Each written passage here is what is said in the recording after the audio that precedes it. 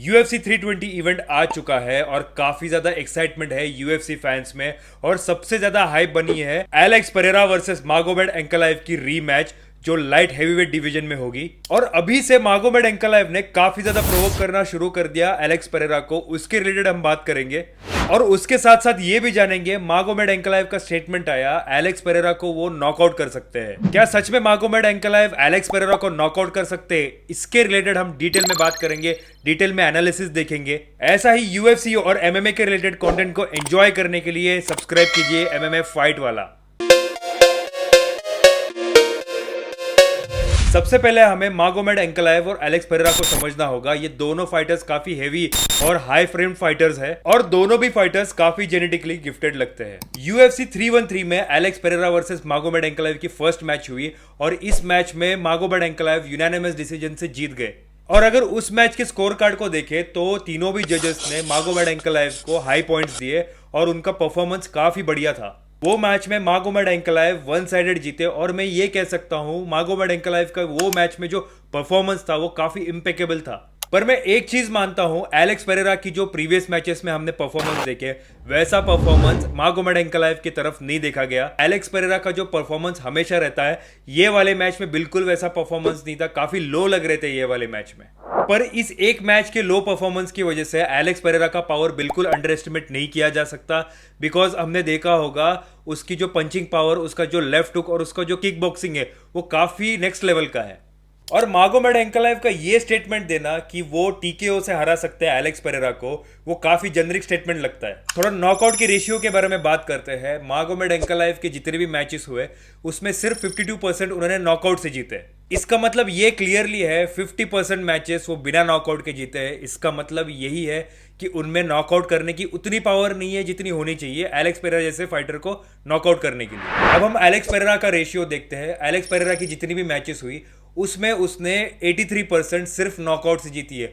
इसका मतलब यही हुआ कि एलेक्स पेरेरा का जो नॉकआउट पावर है और जो नॉकआउट रेशियो है वो मागोमेड एंकलाइव से कई ज्यादा है। और एलेक्स पेरेरा को इतना कैजुअली लेना कई मायनों में सही नहीं है। अब एलेक्स पेरेरा और मागोमेड एंकलाइव दोनों के थोड़े डिटेल देखते हैं, दोनों की स्ट्रेंथ्स क्या है। बात करते हैं एलेक्स पेरेरा की। एलेक्स पेरेरा के पास नॉकआउट पावर है और हमें पता होगा एलेक्स पेरेरा की जितनी भी मैचेस हुई है उसने लेफ्ट हुक से और अपने नी से सबको नॉकआउट कर दिया है। और उसकी world class striking, Alex Pereira का टाइमिंग और एक्यूरेसी एकदम परफेक्ट है।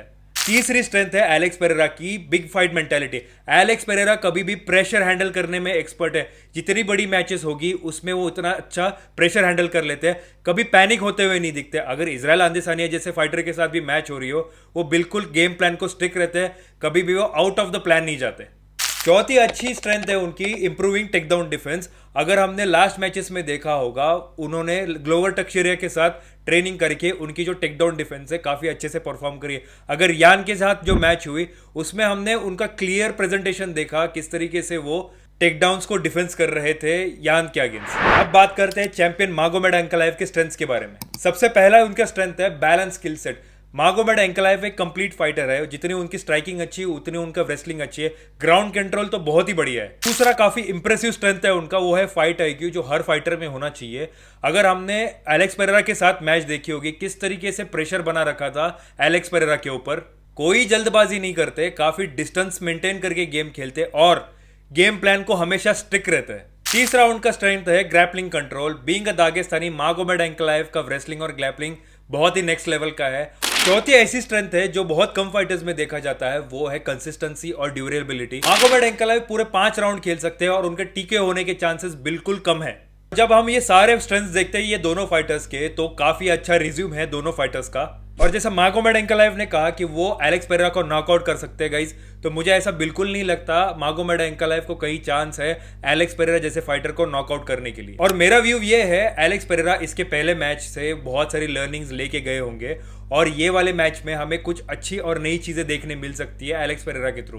पर मैं एक चीज यहाँ पे कंफर्म कह सकता हूँ, ये दोनों की मैच काफी ज्यादा कोल्डेस्ट मैच होने वाली है और ये दोनों फाइटर्स अपना पीक परफॉर्मेंस देंगे। आपको क्या लगता है, क्या सच में मागोमेड एंकलाइव एलेक्स पेरेरा को नॉकआउट कर सकते हैं? कमेंट सेक्शन में जरूर बताइए और वीडियो को लाइक करें, सब्सक्राइब करिए और तब तक के लिए साहिल साइनिंग ऑफ।